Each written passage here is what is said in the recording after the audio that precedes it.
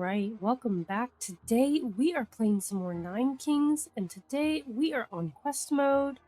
I would like to jump up here to King of Nomads. We've only done 3 of his quests, so let's do this Nowhere Land one. It looks like it would unlock at least 1, maybe 2 more of his quests. So, Nowhere Land. The land gives us none, yet something in us still grows from what we still have.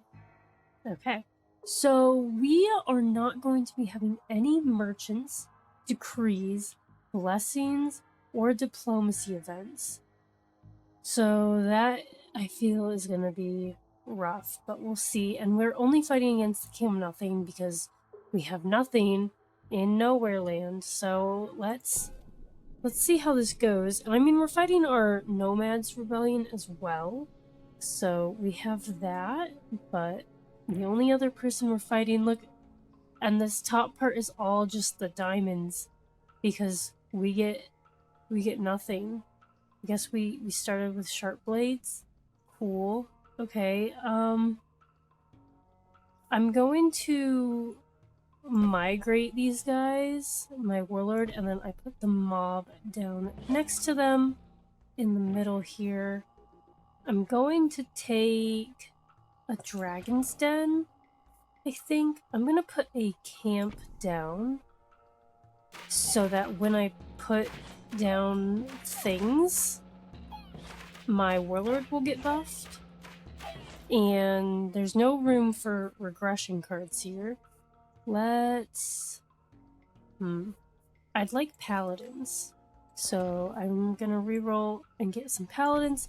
Put that down next to the camp so that every time they'll get a 2% stat boost to all their stats, and then their stat boost to their damage is going to also give them additional 2% to their health, I think.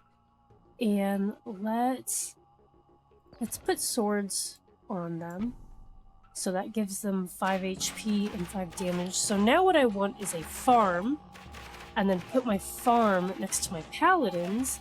And then every time my paladins get a troop, my mob will get a troop. So there's the farm. Let's do that now. And then I think I'm going to mainly just want damage cards from the King of Nomads.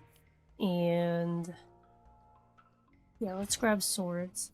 I'm going to put my dragon's den down so that it can start going. And now I want wild cards and steel coat stacks, I think, in addition to the farms or paladins to upgrade these. But I don't think I'm interested in... I'm definitely not interested in archers, but I would consider... I'm going to take the farm and upgrade the farm. I would consider soldiers to put here next to the farm and the mob, because when they get increased, when they get additional units, they get additional damage. Oh no, I'm gonna lose. Uh-oh, that's not good. Alright, let's upgrade our warlord. And I think, okay, we've got the same amount of troops as the enemy, but they're going way faster. I think I need to buff the HP of the warlord so that they can give the rest of my troops more HP every time they hit. I think that could be a strategy here. The scout tower could also be nice. Let's plop that down back there. I think that could help. I don't have anything else to put down. I could put a blacksmith down to buff it, but I'd really want a beacon, and there's no way for me to get a beacon. I will get an expansion event, which is good. Let's upgrade our camp, maybe. And I'm thinking I could start migrating either the Dragon Den, but probably the Scout Tower. and I can just move the scout tower around. Or the mob. Oh, I'm gonna lose again. That's not good. I have all this money and nothing to spend it on. Let's upgrade our warlord and hope that that helps. They have 22 health and 11 damage. So, yeah, I think if I lose here, it's looking good. If I don't win this run, I think even in this run, I need to buff their HP. Let's grab a shields for them and do that right now.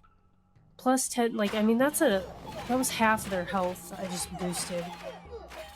And that'll give it to all of these troops. But I don't think it's gonna be enough. I don't know. When I expand, what I want to do is get this plot next to the paladins and put a farm down so that they get even more troops. Oh, this is like not looking good. Because then all of the troops here give me mob troops as well. Okay, we lived. Oh my goodness. I think I want to upgrade my paladins. Because that'll give me more of them and it'll buff their stats. They have 80 health, 24 damage. So we just gotta keep working on them. I think we're good. I don't know. I don't like only having one life, and I have no way of like getting those back. Let's take Frost. I'm thinking about putting Frost on either the Paladins or the Mob. I just have more Mob members. They both have the same hits per second. The Mob is doing more damage. Let's put the Frost on the Mob, and maybe that will help a bit until I can get this other plot and put farm down. This one's only level 2 still, so I'd love to get that to level 3 and then get another level 3 farm. This year's not looking good. They're doubling my numbers. Oh, we're making a comeback. And like we've got like 19 units, and they had like 50 when we were at like 25. But we're making a comeback.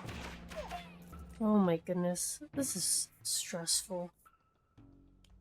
Let's see. Should I upgrade the Paladins? The Scout Tower. Probably the Paladins. And then next time I fight, I'm gonna grab this plot, level them up. Now they've got 151 health, 37 damage. So then I can start putting a farm here. Alternatively, I could put like a blacksmith here to increase their damage, which also increases their health. I think I take migration. Oh, I'm fighting the Rainbow Army. Okay, that's exciting. Let's migrate. No. Let's swords the Paladins. And okay. I'm just watching where this circle is. I want to make sure that my Paladins are getting hit by the Warlord, because I feel like it's not very effectively doing that. But I don't know. X-ray?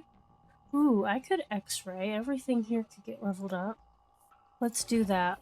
That's a good one. That's very, very nice. 5 level ups.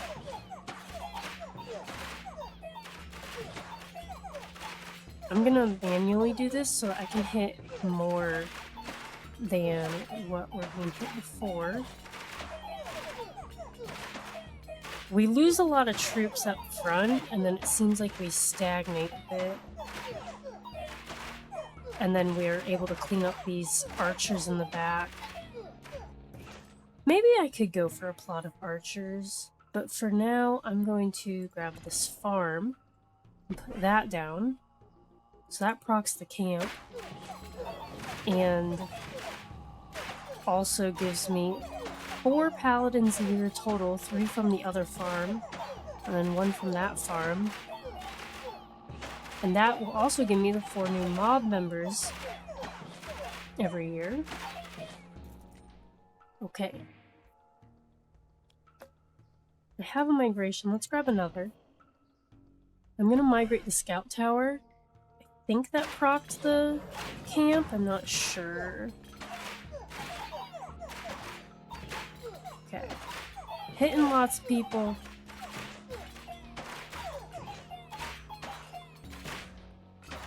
So I could go for some archers. I put them down next to the Dragon's Den so that I can keep moving this back and forth. Let's grab them.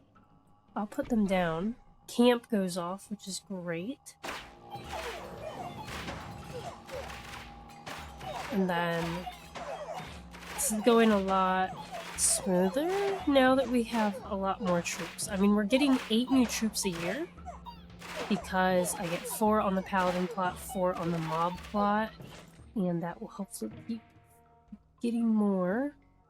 I think I'm going to shields, but first I'm going to migrate. I think I just want to migrate that, what's it called?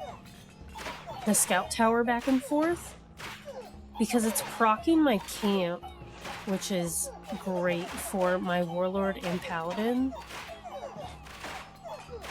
So that is going to be the plan, I think, is to just keep migrating it. And I mean, obviously it's good for the scout tower itself, because it's getting 10% damage boost. And let's upgrade the archers. They're not doing a lot, but they certainly aren't, like, doing nothing. Oh my goodness. King of Nomads, or the Nomad Rebellion, has 100 troops. This is all warlord back here, and we're just getting rid of them. We only lost like 20 troops that year. That's crazy. Do I have a migration? I don't. Let's grab another. Let's migrate. Yeah, migrating back and forth, I did not realize worked with camp. So that is a good interaction to know. I guess it makes sense because you're like moving a plot onto an empty plot, and camp says when you place something on an empty plot, it procs. So I used to be a camp hater, but I think camp is good actually. At least once you get it to like level 3. Let's take the farm and upgrade our farm. So now we get 10 new troops a year. We get 5 new paladins, which means 5 new mob members. And I'm still concerned about this, but we're doing a lot better. Year 25, we get to expand again. I'm going to take migration. I don't even know where I want to expand. I'll go next to the warlord, I guess. Let's see, the warlord's got 43 health. Let's migrate this again. The scout tower. We're at 46 health then.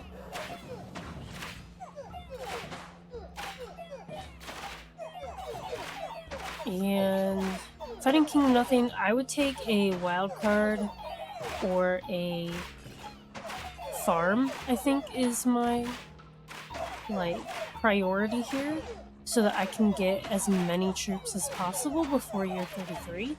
And then after that, I would like to get my scout tower leveled up. Okay, we got the farm. Fighting the Rainbow Army again here in year 26. So let's see, I would certainly go for a Gigantify. And I think I would honestly feel like it's better to use it on the warlord, yeah? Because then it would be buffing all of my troops instead of just like on my paladins. Let's reroll. I have so much money.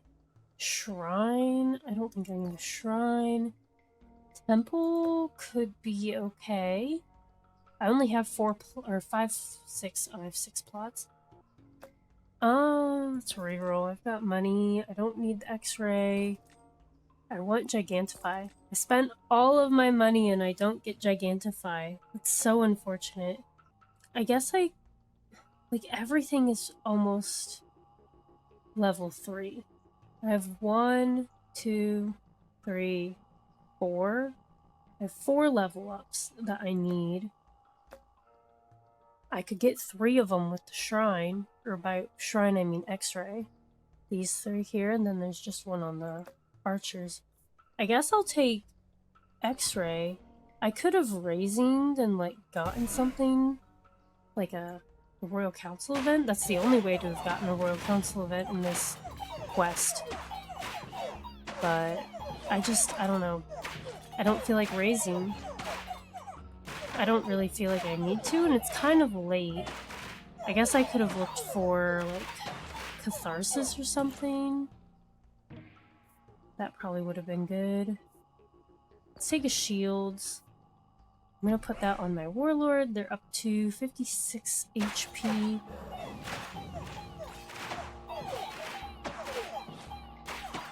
And I mean, we're almost to year 33.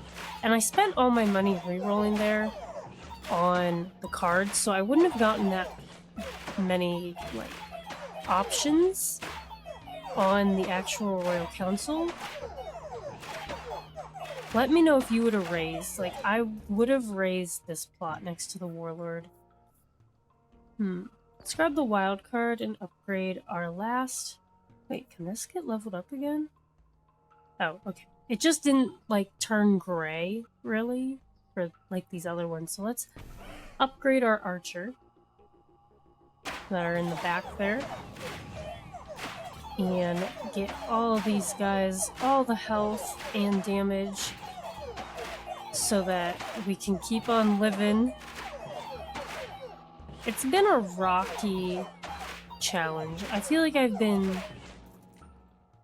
doing better since, like, maybe, I don't know, year 15. I feel like there was a certain point when these paladins got enough troops and enough health that it made it easier, and then I was just getting so many troops a year. Let's migrate. Scout Tower is doing 90 damage, so that is good to see. I also think manually doing this, the Warlord aim, has been helping, because then I'm able to get the back line of the mob and the front line of the paladins much more optimally than I feel the AI does it. Let's grab a steel coat, I guess. I think I gotta protect my warlord so that if they get hit, like, I don't think they're getting hit really. Let's do the mob, actually. There's just so many more. 146 mob members compared to 12. Like, I feel like it's just a better use of the steel coat stack, unless I was fighting King of Nature, because his elves would go and target my warlord first. So let's grab the shields, and we'll shield our warlord. And we're fighting King of Nothing. I think the only card that would be beneficial would be a steel coat stack, but I mean, I've got 59 gold to reroll, so, and I'll get 9, so I can reroll 3 times if I need to. Worst case, I'd take a blacksmith for 1 year proc, or a, what's it called, a scout tower. Let's grab that steel coat, and we're fighting King of Nothing. Big surprise in year 33. We're gonna shield the warlord. And, you know, I'll go ahead and swords them so that they will be buffing everybody with 79 health and 21 damage. I've got 110 paladins. I'll get 6 more. 360 health, 64 damage. Oh, and their hits per second get buffed by the camp, which is really nice. So their paladins' hits per second are up to 0.4, and the warlords are up to 0.5. 152 mob members, and the archers, I mean, they're just kind of there. That's a lot of mob members. Let's put seal coat on the paladins and do our year 33 battle against King of Nothing. I'm hoping that will be okay. I'm just gonna focus on these people over here. Like, if half my army dies, but these guys over here on one half are, like, super buff, then all is good. But it's looking like we're getting through the front line. I can actually hit almost my entire army here in their little stance that they're in. Formation would be a better word. And they're taking care of the champion or nothing. He's gone. And these last archers are all gone. We only lost, what, like 20, 30 troops? Nice. Quest complete. Next quest. I'm very happy that we get in the normal game like royal decrees and shop encounters, like, and you declare war and peace. Like, it makes it much more interesting than just playing this 33 years in a row of just playing a card and then that's it. But it's an interesting challenge. Yeah, I guess the only thing I would have done differently is maybe get another camp going. But I think getting the 2 farms on the paladins as our tanks and then getting the mob next to them so that they get a ton. I guess maybe a farm next to the warlord would have been okay too, but it's pretty good. I'm glad that we started with sharp blades though. Very nice. Let's see what we unlocked. We did unlock 2. Okay, so that means that there's just this one left over here, I think. So we have the Nomads Total War and Riots. Start with mob plots and a bunch of swords and shields. Okay, cool. Very interesting. Yeah, this is our last King of Nomads quest over here. That was our 4th one that we've completed, up to 39 quests in quest mode completed. Very fun. If you enjoyed this video, please feel free to drop a like and be sure to hit that subscribe button so you don't miss out on any new Nine Kings content. And as always, thanks for watching.